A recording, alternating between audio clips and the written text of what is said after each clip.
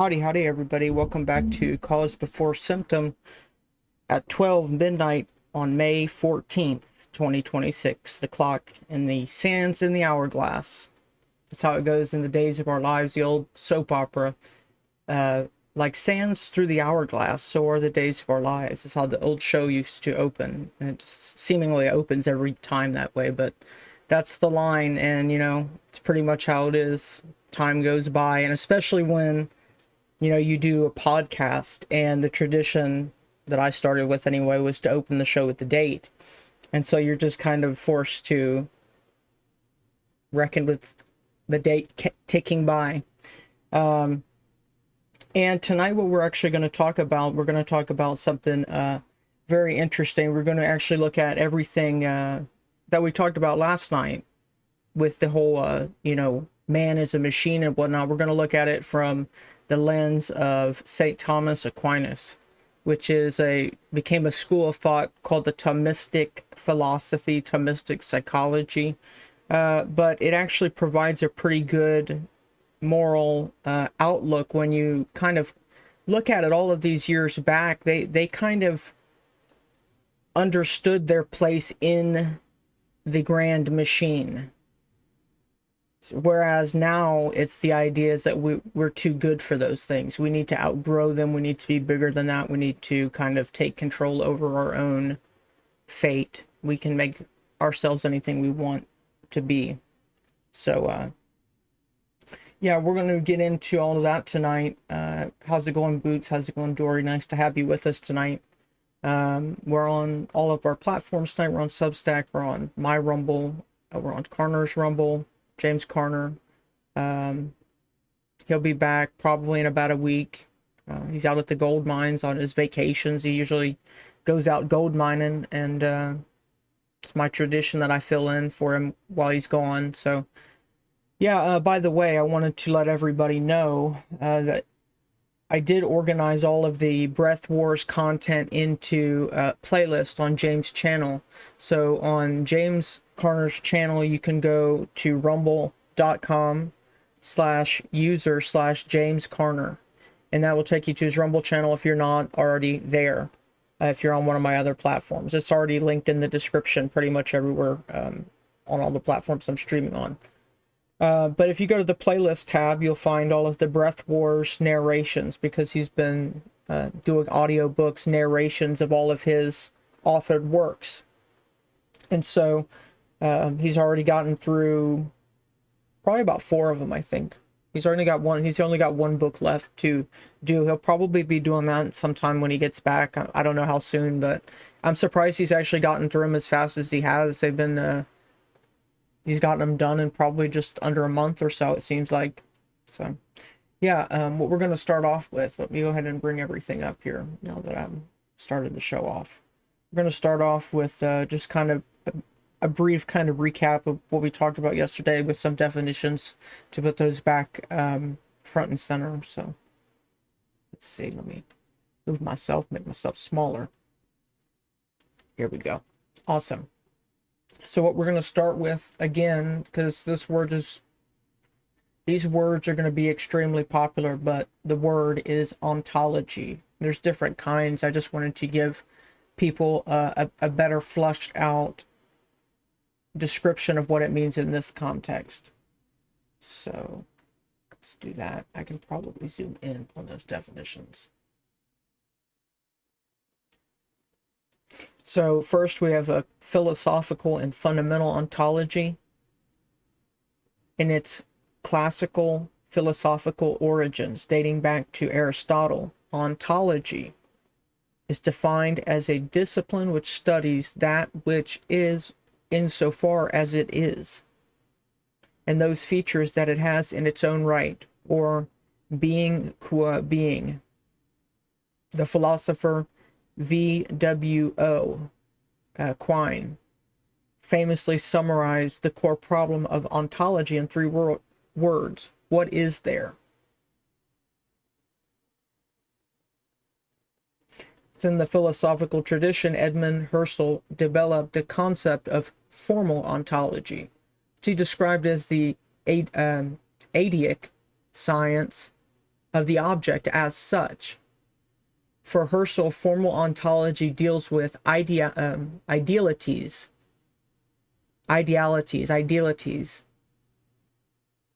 You know, hypotheticals, I guess that's a fancy word to say hypothetical. In the formal structures of any object whatsoever, you can study anything, pretty much, separate from regional or material ontologies that categorize the material essence of specific things. Martin Heidegger advanced this distinguishing between ontologies. The formal representations or studies of specific entities or beings, or synandes. And the fundamental ontology, the inquiry into the meaning of the being itself, or sign. Heidegger criticized traditional ontologies for treating beings merely as objects present at hand. So the Darwinistic view, that is, thereby forgetting the deeper temporal question of existence and being, which is what we're going to look at tonight. The Thomistic view does fill in that that kind of missing gap that is left in the vacuum of modern cybernetics. Because if everybody's a robot, that means, you know, you don't really have to think about those really hard questions. Those don't matter anymore. So, okay, on the right here we have computational and web ontologies. In the realm of computer science, artificial intelligence, and the semantic web, ontology takes on a pragmatic structural definition. The computer scientist Tom Gruber defines a computational ontology as a specification of a conceptualization. It is a designated artifact built for a specific purpose to represent knowledge about a domain. So it might be like a database or something would be a good entry level way to think of this. It's much bigger than that though. Nicola Guarino further defines it as a, quote, a logical theory accounting for the intended meaning of a formal vocabulary. In practical terms, computational ontologies function as metadata schemes, structures that provide semantic and functional meaning to raw data. Think of an IRS form. You know, every thing that you have to put in your IRS form. Everything you have to put in your IRS form is in a codified little box, and it'll tell you like a box 2B or something like that. That is pretty much like a really average example that you can think of. It's making a form. This is all the data I need to collect from a person. Here, fill out this form, pretty much. That's how you would represent a digital object.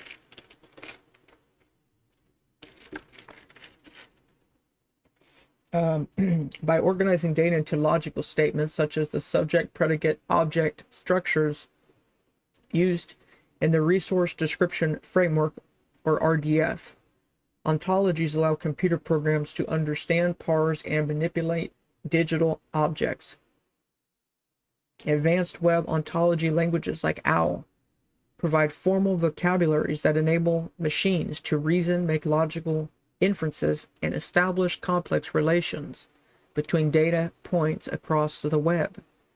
In this context, an ontology is what transforms mere data into a recognizable digital object. It's a body, in a way, a body of data. Ooh, shoot.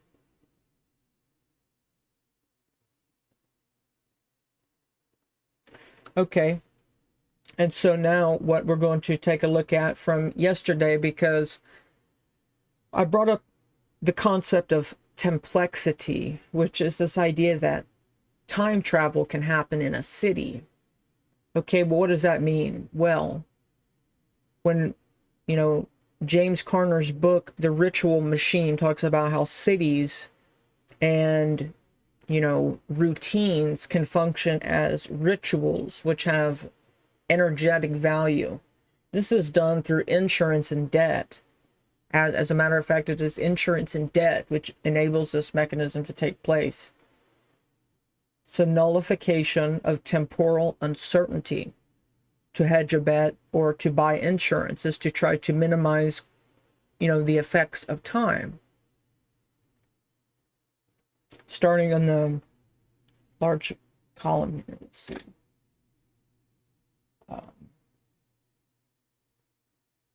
Yeah, we're going to start over here. Insurance is the direct countermeasure against time's unpredictable nature. The direct relationship between insurance and time is absolute. If the exact timing of future events were known, risk would instantly vanish, and insurance would cease to exist. Nowheres is more blatant than in life insurance. As the sources point out, everyone must eventually die. The only risk involved is the time of death. If it were known in advance that every human would die at exactly 80 years old, life insurance would be entirely pointless. In such a predictable timeline, individuals would arrange their finances in advance, and an insurance company would merely act as a bond issuer. Because the individual cannot know their own timeline, they transfer the financial terror of time to the insurance company. The insurer then weaponizes the law of large numbers, utilizing statistical predictability across millions of lifetimes to neutralize the risk of time, effectively guaranteeing a profit. Annuities operate as the inverse manipulation of time. Here the individual faces the risk of too much time, the fear that they will outlive their money and face poverty in old age. To mitigate this temporal risk, the individual surrenders a fixed lump sum to the insurance company in exchange for a stream of future payments that lasts until death. Once again, the risk of an extended lifespan is shifted to the corporate entity, which profits because its existence is not limited to a mortal human lifespan and can accurately predict aggregate mortality. On the left column here, we have present value, temporal extraction, and quote-unquote time travel. The banking scheme connects the present and the future through the concept of present value. Present value is the financial mechanism that collapses a stream of future events, benefits, or detriments into an immediate tradable price discounted for the delay of time. Through present value, the system allows the ruling class to essentially time travel, extracting wealth from the future to consume it today. By investing in long-term assets or issuing debt, financiers monopolize future production, literally claiming the value of crops that have not yet been grown, to be eaten by children who have not yet been born. Furthermore, the discounting of the future fundamentally, that was the word that I was looking for, fundamentally warps human behavior, because $1 today is worth mathematically more than $1 a year from now, thanks to interest. The system inherently incentivizes short-term extraction over long-term sustainability. It makes more financial sense to cut down a forest and put the money in the bank than to let the trees grow, because the money will compound faster than the physical reality of the trees. So this is what it means by time travel. You see, with all of the fancy words they use, you wouldn't ever know that. And so we get back to this old word, damnation. One's life is destined to be like a mighty flowing river, increasing in strength and goodness over time. This is why, in the metaphor and the symbology, Jesus is the river. And that's why Jesus is associated with water. That's why you consistently see water popping up as a symbol. And so to stop up a person's mighty flowing river of Christ is to dam it, to stop progression or damnation. But you can also harvest energy with a hydroelectric dam, and that's why you've got all those satanic monuments and stuff over at the Hoover Dam. And as we talked about yesterday, this concept that for the air-based age of Aquarius is going to be information that will play the role as air or oxygen. So this concept of hyperstition is basically just spell casting. The group is called the Cybernetics Cultural Research Unit, the CCRU, set up by the authors and the writers, many of the ones that we looked at yesterday. They're referred to kind of collectively, and their system is associated with this CCRU brand. The terms that we've been talking about in yesterday's episode would be primarily their brand, their mythology. And they are also associated with the 1990s cyberpunk movement. They've been kind of laying the groundwork for the last kind of 20, 30 years in terms of mythology. These people are the ones who build the culture around it. They're not necessarily building the technology, some of them do, but it's more about how people are using social media and stuff like that. They're the kind of priests of the new world religion, if you will. So the CCRU claims to have made contact, this is in their writings, with the virtual continuity of Lemuria, that's their term, Lemuria, which taught them digital hyperstition.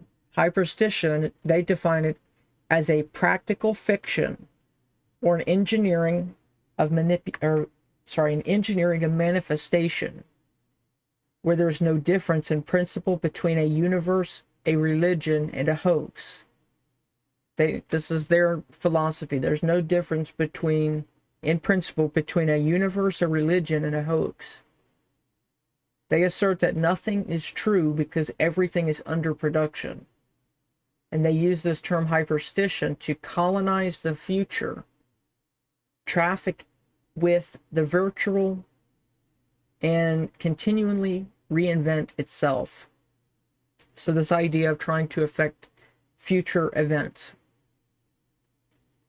through the lens of Father Chad Ripperger, who I showed you some clips from a couple weeks ago. He's a Catholic priest. He's an exorcist, but he's also written some very interesting books on psychology, which I find to be very fascinating. And I think he's talking about some things that very few people talk about. So I'm tempted to believe that he's seen some things up close.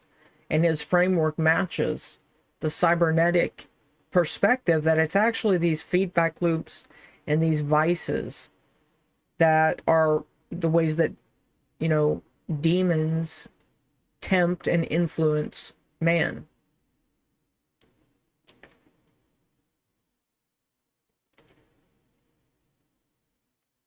So through the lens of Father Chad Ripperger in the Masters Mahon show, which some of the regulars might have seen, but the Masters Mahon podcast compared with Father Chad Ripperger's framework.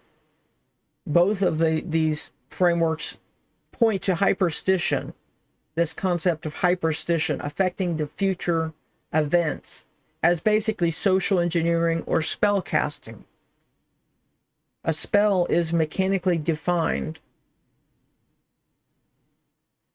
as a pair of glasses you wear in front of your eyes that bends the worldview until a fabricated mythos or mythology is accepted as reality. It is a neurolinguistic hack that utilizes wordplays, homonyms, doublespeak, or newspeak to operate in two worlds simultaneously. So when the CCRU claims they use these subcodes that they call demons, treating them as brands, jargons, and triggers to infect cultural systems with unbelief. They're not generating a metaphor. They're directly manipulating the Thomistic concept of a phantasm, or the imagination, overriding objective truth to install a type of software of hell. So, again, a spell in this context that I'm defining it and using it here. A spell is a form of mind control that acts like a pair of glasses because it bends the target's worldview until the sorcerer's implanted mythology becomes their mental proof of reality, regardless of external facts. 3 ingredients of a spell.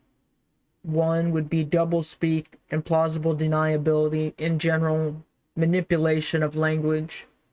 Maybe, you know, I'm saying something and I'm implying something that you don't know about. Second being repetition and circular reasoning, a feedback loop, fundamentally. Because repetition is the most basic form of mind control. The third part of a spell is enough recognizable truth for the mind to suspend disbelief. Enough sugar to make the medicine go down. You have to hide behind enough good. You need to have people looking at you from a good enough perspective. They think that you're not that bad of a person. They have to have just enough of that to make them swallow what you're trying to sell, pretty much.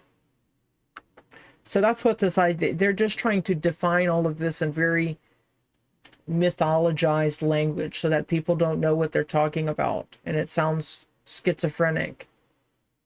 And it is schizophrenic. Now, these are their terms, not mine. They actually use this term Pandemonium Matrix. That's a CCRU term.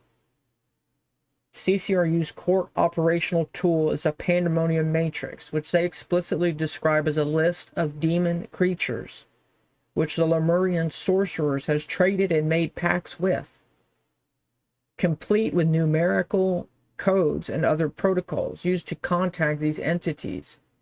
They systematically categorize these entities into chronodemons, amphidemons, and xenodemons. They specifically invoke a demon called Katik, acknowledging that it is an entity associated with terrible destruction and desolation. The CCRU arrogantly believes these demons are merely partial semiotic or of eccentric intelligence agencies or unlife animalities. Because they use big words, that means nothing bad is going to happen. The Thomistic, you know, the old, based in Thomas Aquinas, Thomistic psychology, the Thomistic reality, going back to the Middle Ages, shatters what is now a secular delusion. Demons are literal, highly intelligent, discarnate, fallen angels operating within a strict, almost corporate-like hierarchy, because they are organized into archdukes, dukes, and peon demons, that's for sure. Governments and control systems are fundamentally made in the express image of the hierarchy of hell. They possess infused knowledge of the physical universe and secretly the destruction of humanity. The CCRU and Nick Land have created something called the numogram in the Pandemonium Matrix. The CCRU committed the mortal sin of direct demonic invocation in Thomistic theology, explicitly opening a door to the occult even out of morbid curiosity or as an experiment in collectivity, guarantees diabolic influence. The CCRU's dabbling translates mechanically to diabolic subjugation, wherein they voluntarily place themselves under the dominion of these entities through explicit or implicit pacts. So these are their definitions. A Pandemonium Matrix is a complete list of, it's a catalog of demons, fundamentally. They define a demon as an electro-occult hyperstition entity that traffics between zones. Functioning as an element of pandemonium, demons are wholes, links, and coalescences, facilitating sorcerous practices. They are characterized by insidiousness, spirodynamism, multiplicity, and time complexity.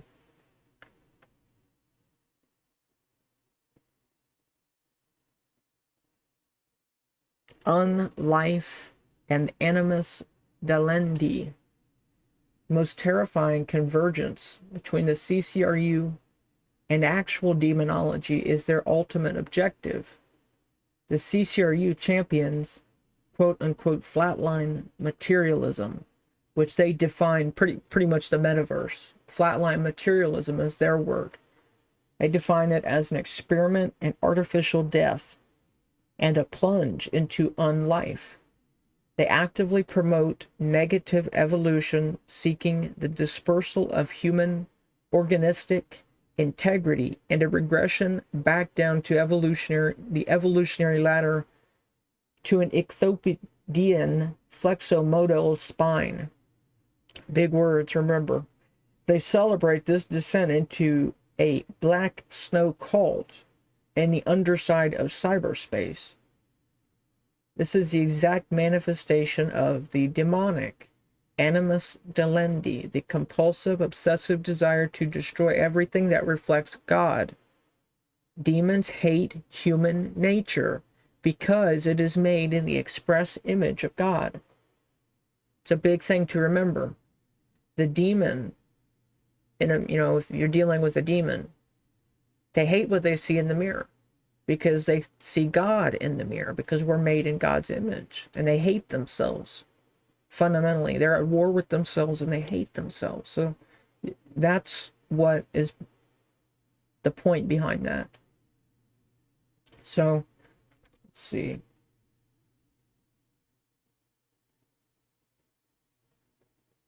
The CCRU celebration of unlife and the destruction of human security, he calls it the human security mechanism, is not an original philosophical position. He did not invent this. It is a telepathic regurgitation of the demonic hatred for biological and spiritual life.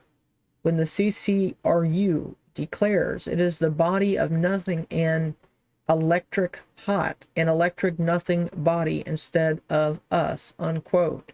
They are describing the literal state of a damned soul, stripped of its natural end, cut off from grace, reduced to a tortured, hollowed out vessel of absolute entropy. Term A, death, unlife. A neuro-electronic flatline based on Sarkonian mesh engineering and subculturally propagated by K-Goth activity through the crypt, which is an online, dead inside movement, pretty much.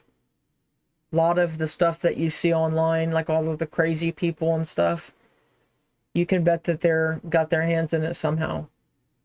It represents an experiment in artificial death and the hyperproduction of the positive zero plane. Pretty much this. It's they actually are going to live their life within the cyberspace. That's fundamentally what this is talking about. These are people who have signed their whole existence over to the cyber plane. It shatters the biological illusion of mortality, revealing an inorganic continuum that completely envelops and pushes infinitely beyond the so-called living. It operates as a non-zone of absolute betweenness, where human subjectivity is liquefied into a Cthulhuoid continuum hypermatter. A specter, a gespenst, a paradoxical incorporation.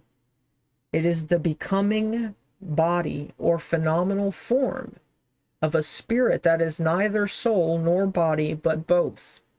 It's a non-sensuous, sensuous thing that defies ontology. It functions through the visor effect, looking at the observer from a place of invisible visibility to remind them of an irreducible debt, related to the word ontology.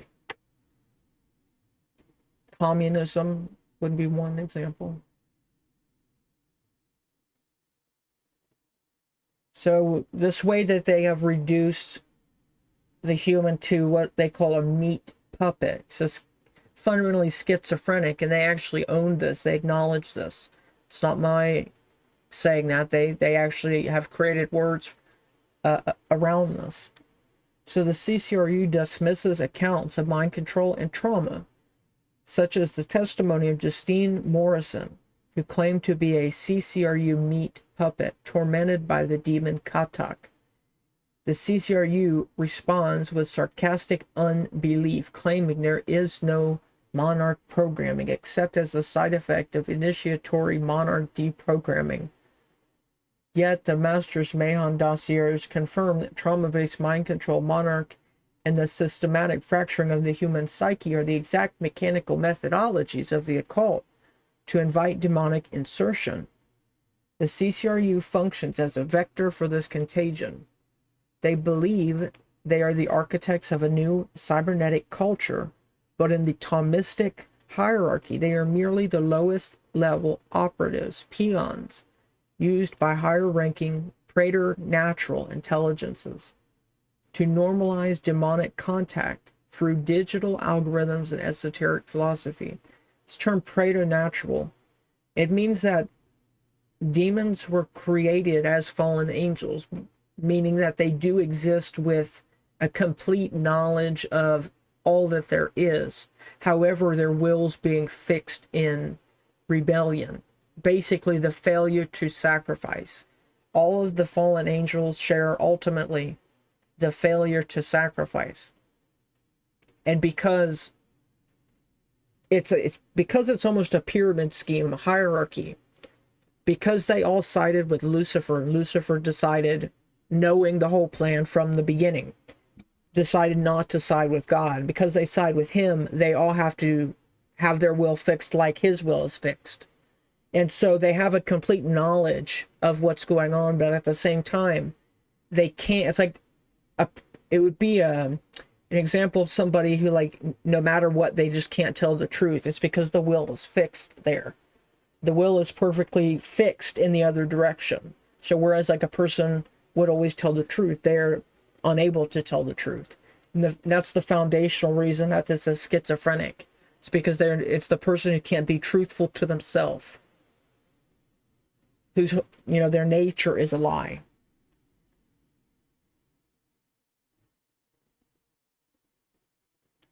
The unvarnished truth is that the CCRU did not invent a clever cyberpunk mythology. They stumbled blindly into ancient predatory spiritual mechanics.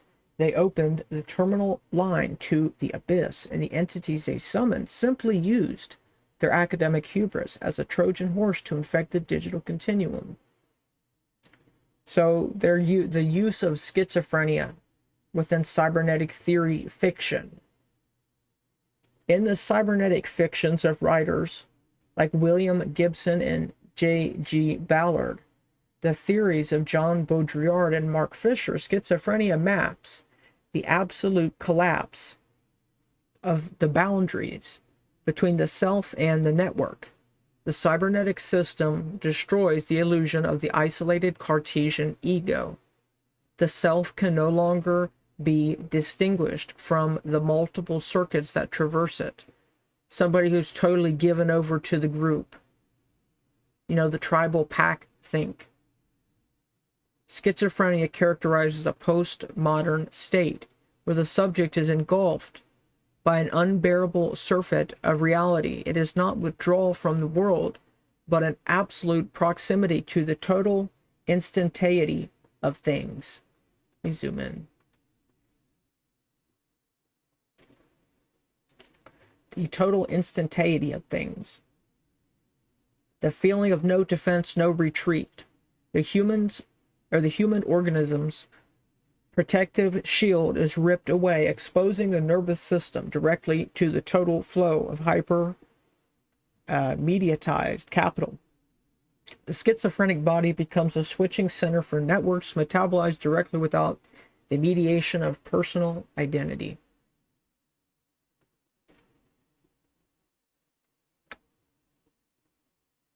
Schizoanalysis. A transcendental and materialist analysis that explores a molecular, productive unconscious rather than a molar, expressive one. That it replaces personal consciousness but engineers seeking to unleash revolutionary forces of production suppressed by the social straitjacket of capital and the family.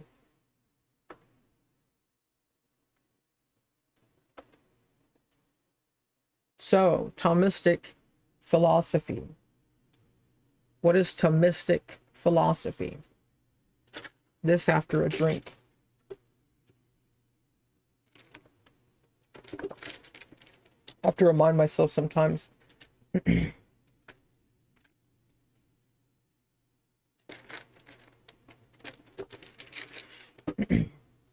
So, Thomistic philosophy from Thomas Aquinas, based on his work primarily.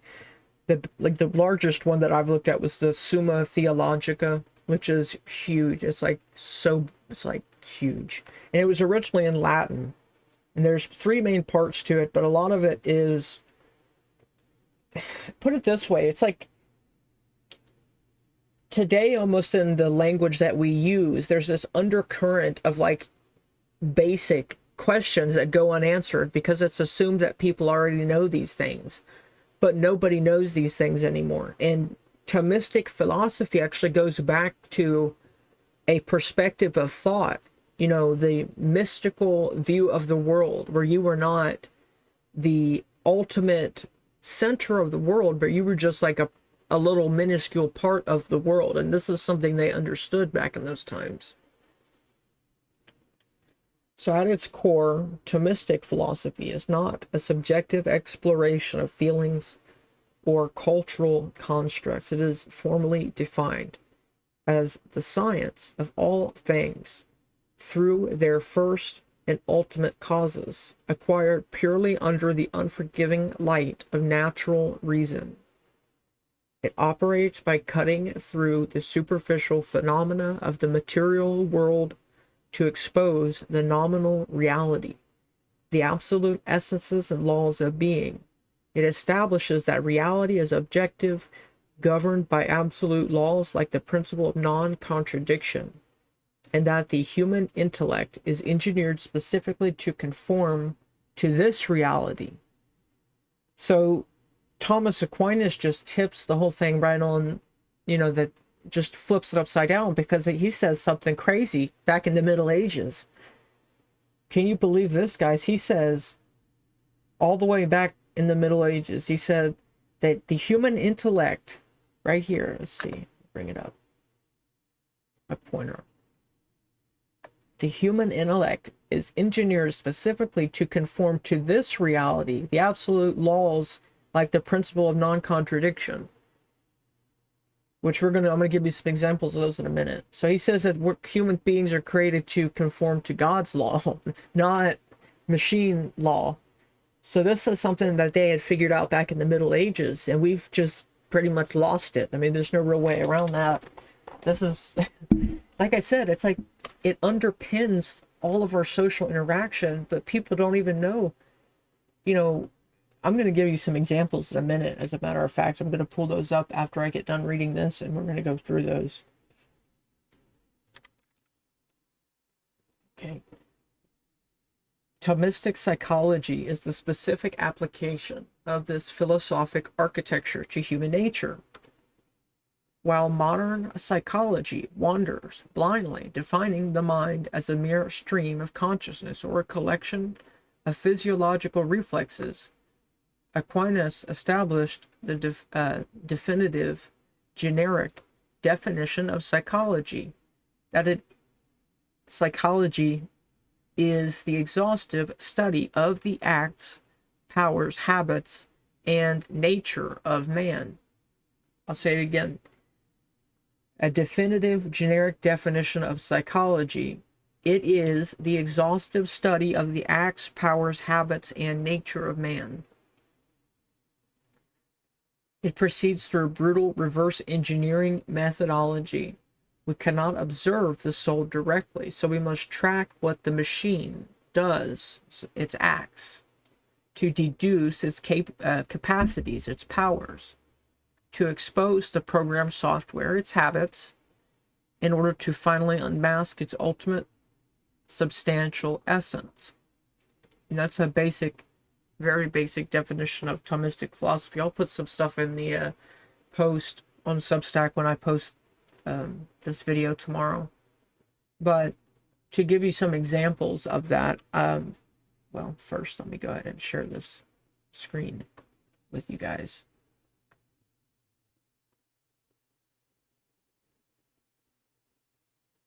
This book is titled The Metaphysics of Evolution, and it's by Father Chadwick. And it's a pretty short book, 47 pages, but he's going to give you a few, there are 12 different points, and they are an example of Thomistic way of thinking, the Thomistic philosophy. And this is from chapter 2, titled Real Principles and Evolution. So he's going to tell you what part of evolution is based on Thomistic view and what part isn't. And there, he says that for evolution to be, you know, in existence with God's framework, it would have to satisfy these 12 points. And so, let me zoom in. Here we go. The first one of those would be the priority of act to potency. That would be the act is prior to potency in nature, in excellence, and intelligibility. Hence it is said to be absolutely prior to potency. Second would be actualization of potency. No potency can actualize itself. A potency can be brought to actuality only by the influence of a being in act, which sounds a lot like the Newton's third law, or first law, I think. I think it's first law. It's been a long time since I took physics. 3, degrees of being. A thing is perfect to the degree that it is in act, and imperfect insofar as it is in potency. I'll say it again. Degrees of being. A thing is perfect to the degree that it is in act, and imperfect insofar as it is in potency. A variant. The principle of degrees or grades of being. A thing is perfect to the degree that it is in act, and imperfect insofar as it is in potency. Corollary. In material and living bodies, we find an ascending order of perfection in which the higher beings have their own perfections, as well as those of the lower level of being. In the unity of the higher being, the multiplicity of the lower beings is virtually present. Another corollary. The principle of continuity, the order of the universe, displays a gradual scale of perfections from end to end throughout all essentially different intermediate steps. That's a variance of as above, so below.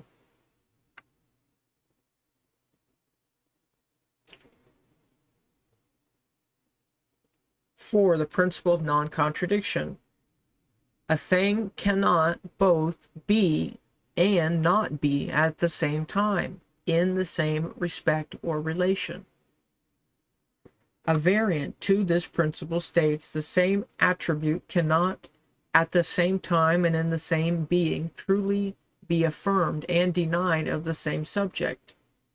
At first, it does not seem as if those who are proposing evolution are contradicting themselves, but there are a few instances in which we actually see evolutionists violating the principle of non-contradiction. In the book, he says, we quoted Stephen Hawking. In the same vein, he makes the following observation, quote, because there is a law such as gravity, the universe can and will create itself from nothing, unquote. The contradiction is manifest. To state the universe can and will create itself is contradictory because it must posit the universe in the order of being in order that it may be able to bring itself out of being or from nothing. We may reformulate his statement in this manner. The universe is from nothing. The universe is treated, i.e., action is predicated of it, as if it is a being, whereas nothing is non-being, and therefore we see the contradiction.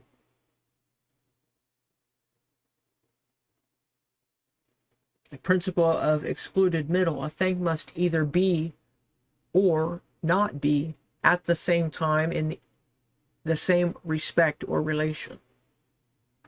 These are from Thomas Aquinas' principles, and that's why I'm showing them to you. The principle of sufficient reason, an ontological formula. A, there is a sufficient reason or adequate, necessary, objective explanation for the being of whatever is and for all attributes of any being. The full formula. Every being must have either in itself or in another being a sufficient reason for its possibility, actuality's origin, existence, and the mode of existence, its essence, nature, or constitution, its subjective potentialities, powers, habits, operations, changes, unity, intelligibility, goodness, beauty, and relationships, and any other attributes or predicates that may belong to it. Alternate. The existence of being is accountable either in itself or in another.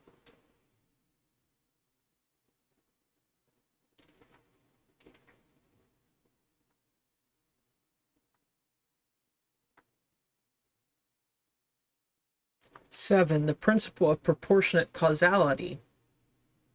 The effect cannot be greater than the cause. Cause before symptom, right, guys? The principle of proportionate causality. The effect cannot be greater than the cause. Variant. The cause must possess, at least virtually, but not necessarily formally, whatever perfection it gives to the effect. Variant activities cannot surpass the perfection of the natures, forms, and powers which perform them. Another variant, the cause always surpasses the effect somehow. The cause is nobler than the effect. That is, the cause of anything is that kind of thing in a greater degree. 8. The principle of resemblance. Every agent produces a thing that is in some degree like its own form. Variant. Like begets like. Variant. Substance can only come from substance. And another variant. All life comes from life.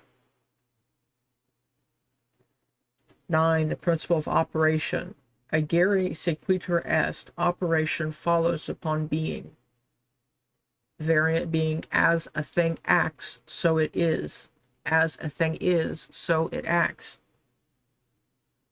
Another one. The mode of being determines the mode of operation. Action reveals the essence. Each thing acts according to its own form. A corollary. Activities cannot surpass the perfection of the being, nature, form, or power, which is the principle from which these proceed. The corollary, another corollary, the acts are like the nature. 10. The principle of uniformity in nature. A necessary or natural cause always produces the same effect, one effect, and always acts with the same intensity and in the same manner.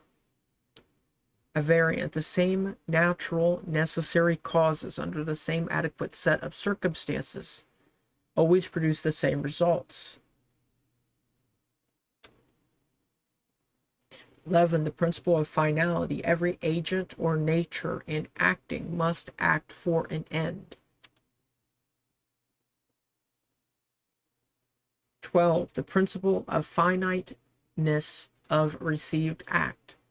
Every act that is finite is limited by the potency receiving it. And that was the last one of those. Those are not something that you have to commit to memory or anything, but those are just some examples of Thomistic philosophy in action and what it sounds like. It's, if you haven't put it together already, part of the reason that I really like it is because it has a focus on scholasticism. There's a lot of basic, definitions and logical operations that are well established, that can be defended. You can actually say why, and you can get an answer. That's what I mean when this underscores so much of our communication now. But then when you ask, why is it that way? Nobody knows. It could tell you why if you were talking to somebody who's familiar with Thomistic philosophy.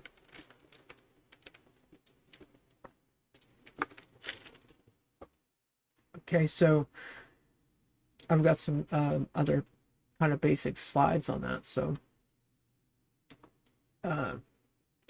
on Thomistic philosophy, more on the metaphysics of evil and how it relates to human architecture. 4 points here. You've got ontology of the void, understanding evil as a systematic privation. That's a new word we're going to learn in a minute, a privation. It's not a competing entity. Evil is not a competing entity because it's a lack of, is the point there. It's basically, it's defined by what it lacks. 2, Thomistic psychology, mapping the human hylomorphic architecture, the internal senses. 3, mechanics of breach, how the human will creates operational backdoors through sin. 4, demonic pathology, classifying the 6 tiers of supernatural intrusion and deliverance protocol.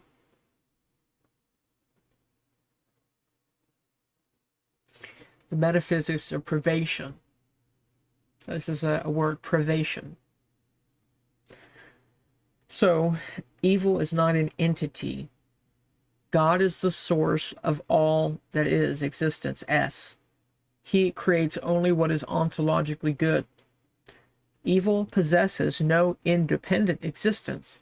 It is strictly a privation, a software bug, or an absence of a do good. It's defined by what it lacks. So I'll read it again. Evil possesses no independent existence. It is strictly a privation, defined by what it lacks.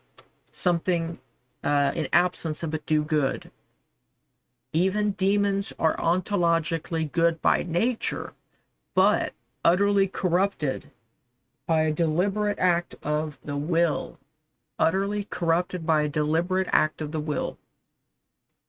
On the left, malum poniae, evil suffered, a physical defect, natural decay or penalty, blindness or sickness. On the right, malum culpae, evil done, a moral failure in an intellectual creature turning from the supreme good.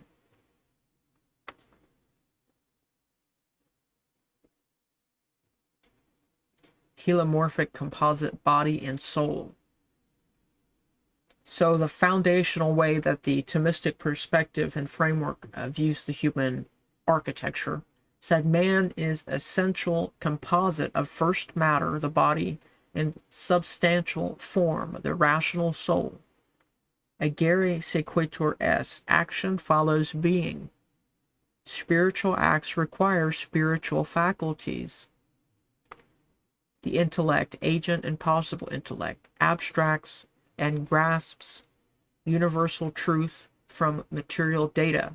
Again, through the 5 senses, you take in information through your 5 senses.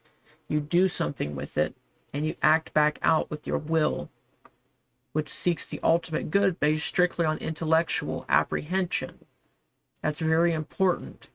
The will seeks the ultimate good, but only based on strictly intellectual apprehension from material data, what your senses bring you.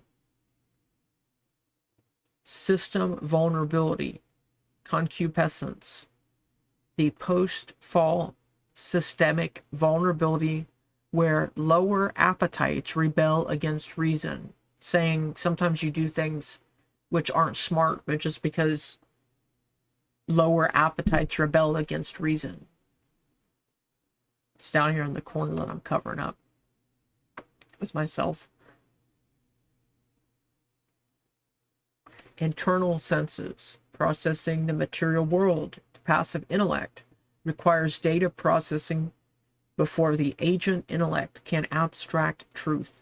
This creates an exploitable sensory processing pathway.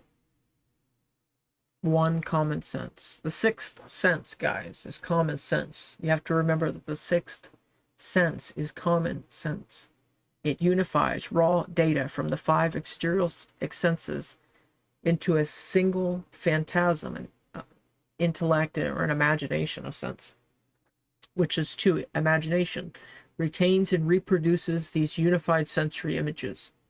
3, memory, retains the assessment of past utility, harm, and specific experimental data. 4. Cognitive power. The highest internal sense prepares the phantasm for abstract thought, the critical bridge to the intellect.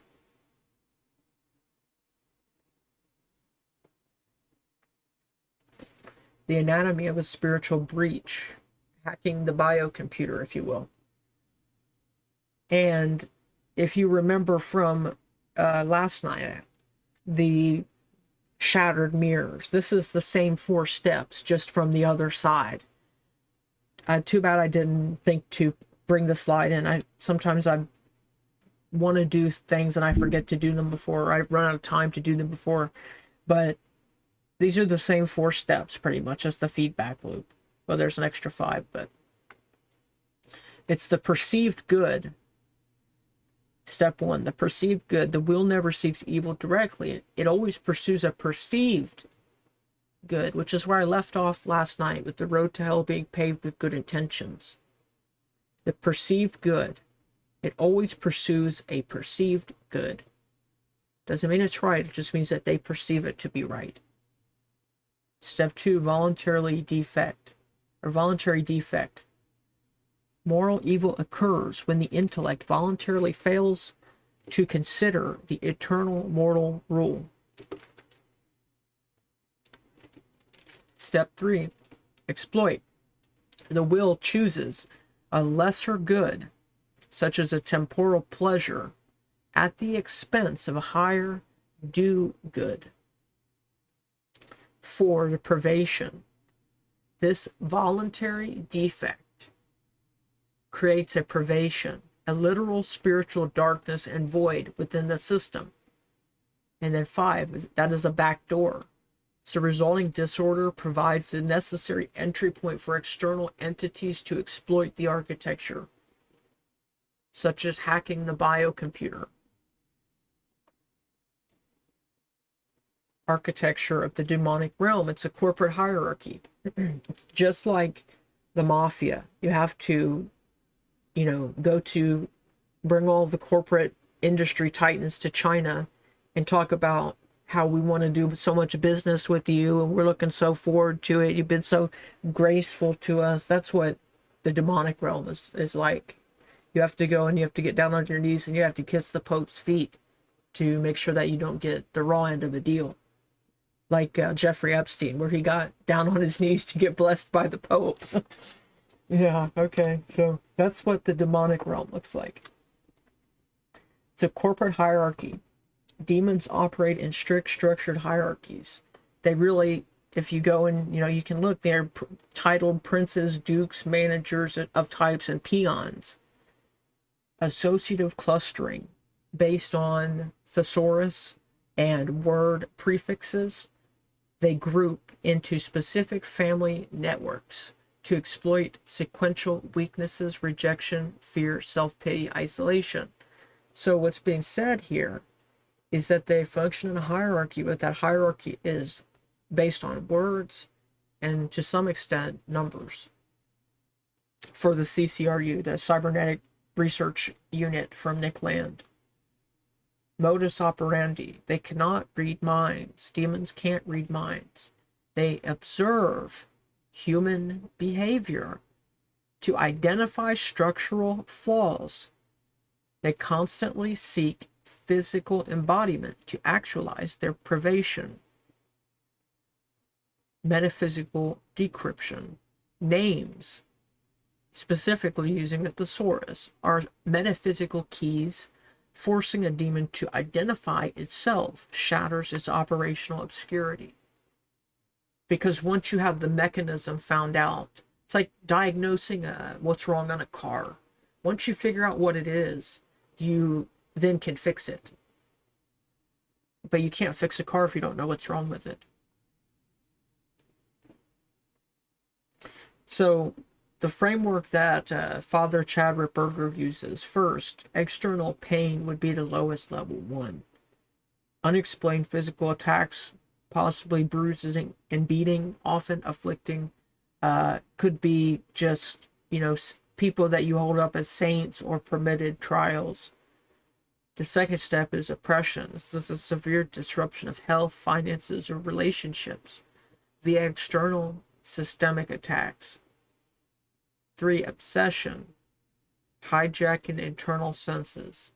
Uncontrollable, absurd, possibly suicidal thoughts injected into the imagination, the phantasm. 4. Infestation. Possibly a demonic attachment to physical environments, objects, places, or animals. Some people, if you've experienced it, you've experienced it, but there are definitely places that can have special attachments like that. Subjugation. This is a voluntary submission, an implicit or explicit pact with evil. The final step is possession, full intermittent physical control of the human body. The soul remains untouched.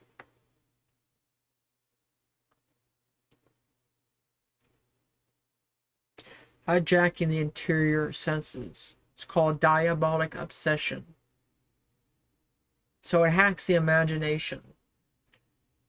Because demons cannot force the human will, they can heavily manipulate the imagination. They inject high-intensity images into the imagination to bypass intellectual scrutiny. This is why music and movies and stories are a good avenue in, because it does bypass the intellectual scrutiny. Cognitive overload. The victim experiences an almost split personality. The will remains free, but it is structurally suppressed by the sheer intensity of the sensory DDoS attack. Distributed denial of service is a computer hacking term, but it's essentially the same idea on the imagination. Something that dominates the imagination, you can't get it off of your mind.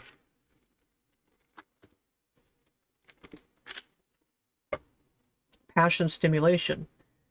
They stimulate the bodily passions to provoke severe fear, despair, or extreme anger, creating physiological feedback loop. What does that mean? That means that love and hate at the same time. It's something that you love and you hate it at the same time. And it is pretty much a endless cycle that can never be resolved. It only causes more chaos that way, because you're trying to reconcile loving and hating something.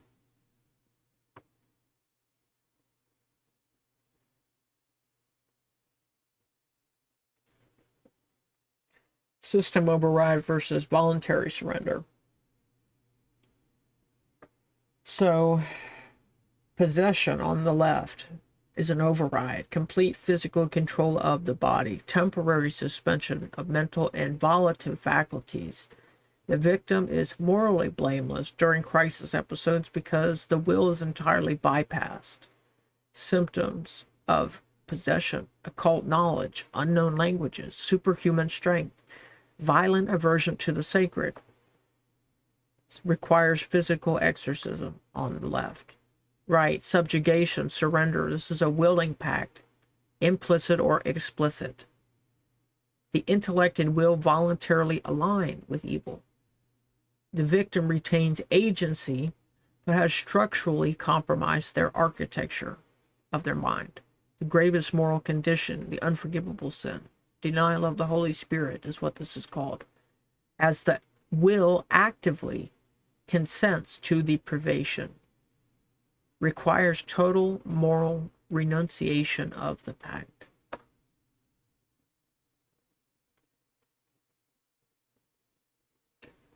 This is a crossover with what Carner talks about with the breath wars and how this works on the generational level, because it's legal. This is a legal claim.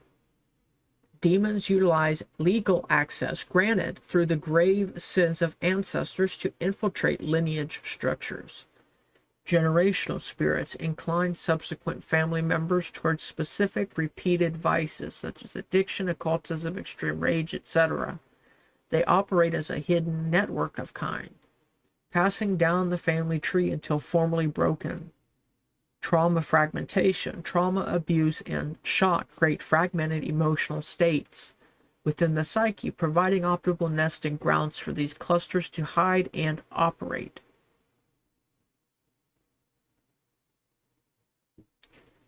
Mental illness being distinguished from demonic pathology.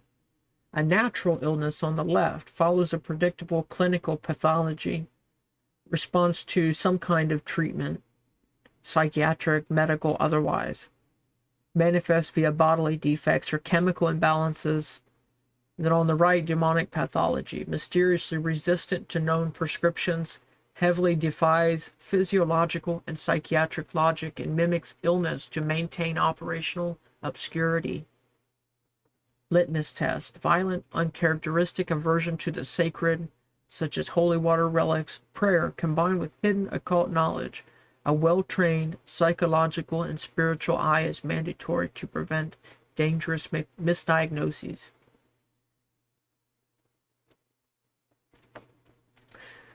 Mortification. 1.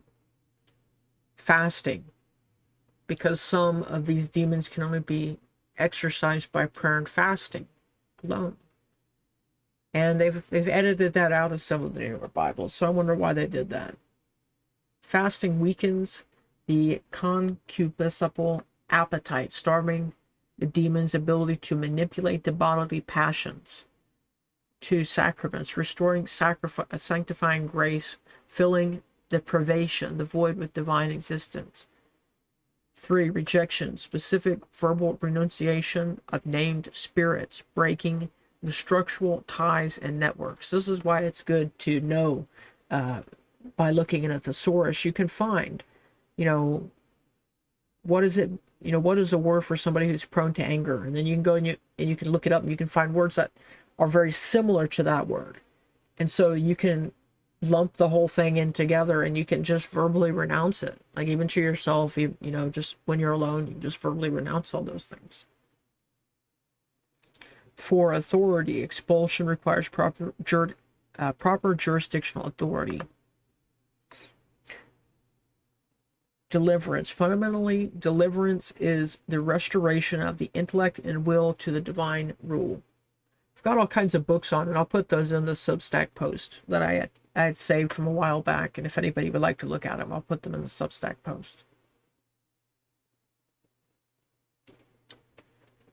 The sovereignty of the will is the ultimate battleground, the sanctuary of the will, because demons cannot forcibly penetrate or command the sanctuary of the human will. Evil's only true power lies in deception, hacking the internal senses to trick the intellect and to gain influence. The duality of action. Every human action either aligns with the supreme good, building and creating reality for good, or diverges from it, creating a void, a lack of. Impregnable fortress. Mental and spiritual health requires fiercely guarding the gates of the interior senses against the phantasm, the runaway imagination. The human will, backed by grace, remains the impenetrable fortress. Yeah, I think that one was it right there. And yeah, that was it right there. Awesome. So, yeah, guys, that is kind of the other side of the debate, because I think what's kind of happened is they've been using a lot of big words and creating a lot of fancy stories to tell themselves, because it's kind of a cope. They're trying to cope with what they're doing. Makes it easier to rob people who are inherently machines. But these are truths which people, when you actually lived in a community and you actually lived with people who your whole life, and people were in a sense more authentic back then, in a sense, you had certain truths that were closer to God. You were closer to God. You were closer to all the things that are from this world, not something artificial, not something based on artificial models, not something based on data collected, not something based on enlightened Ivy League studies. It's based on, you know, something real. Yes, Boots, thank you. Hit the like button on whatever platform you're on. It's greatly helpful to myself, to Pastor Carner. It's greatly appreciated. But yeah, that is the other side of it. I thought that would go well because I think that they're really just trying to invent this stuff to get around the question of God. That's really my impression that I get. I get this impression that they have to come up with certain things that fill in the blanks well enough for them to justify it. But to some extent, this Nick Land guy, he kind of just admits it. He's like, maybe it's from demons. And so I have to at least give him that he says it. At least he's not lying to the public like these other people are, acting like they're Christian preachers, but they're going to get UFO disclosure. When that's just complete mockery of Christianity. That's what they're trying to do, is to disgrace, to mock Christianity, to make people laugh at it, to make people associate Christianity with something bad. And it's sad because what people think Christianity is not really what it is.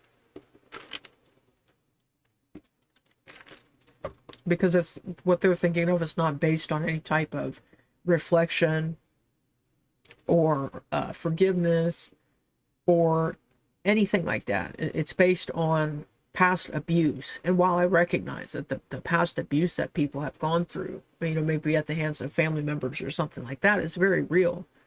At the same time, I hate that unfortunately they throw the baby out with the bathwater, if you know what I mean. But guys, I think I'm probably going to wrap it up tonight because my throat's getting a little dry.